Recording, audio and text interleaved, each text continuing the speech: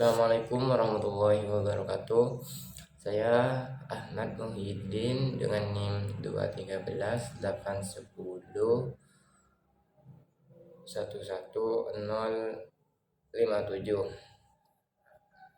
kelas PAIA semester 5. Di sini saya akan mereview ulang isu-isu kontemporer yang materinya tentang problematika dan tantangan sistem pendidikan Islam di Indonesia.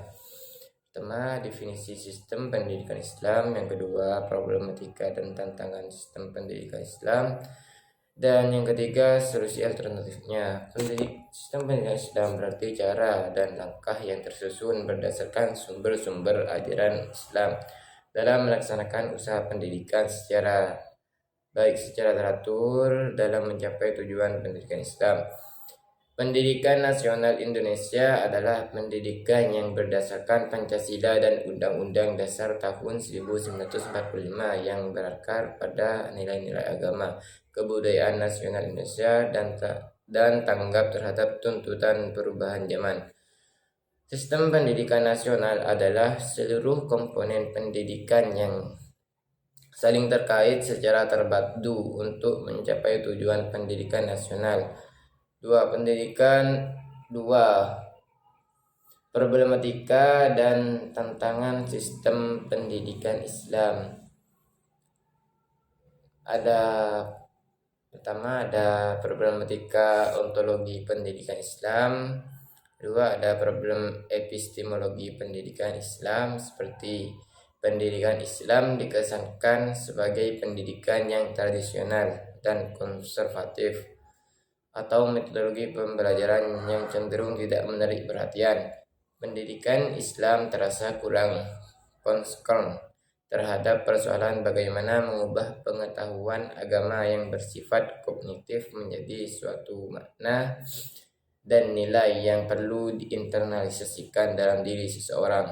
Metodologi pengajaran agama berjalan secara konvensional tradisional, yakni menitikberatkan pada aspek korespondensi tekstual yang lebih menekankan untuk menghafal teks-teks keagamaan daripada isu-isu sosial keagamaan yang dihadapi secara pada era modern seperti kesenjangan sosial dan lain-lain.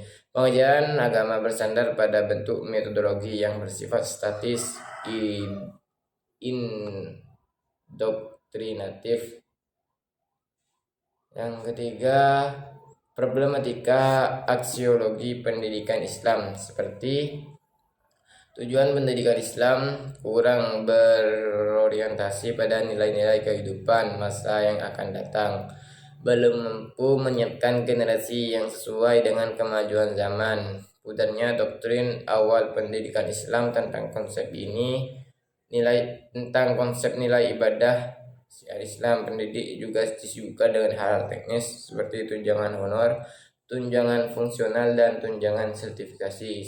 Peserta didik pun dalam menuntut ilmu cenderung mengesampingkan nilai-nilai ihsan, kerahmatan, dan amanah dalam mengharap ridha Allah. 3. Dan solusi alternatifnya. Solusi dari problematika ontologi pendidikan Islam mengarahkan kurikulum agar lebih banyak memberi peserta didik untuk berhubungan langsung dengan fisik objek-objek.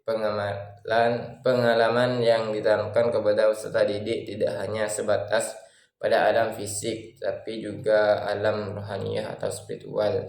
Ditanamkan pengetahuan tentang hukum dan sistem kesemestaan.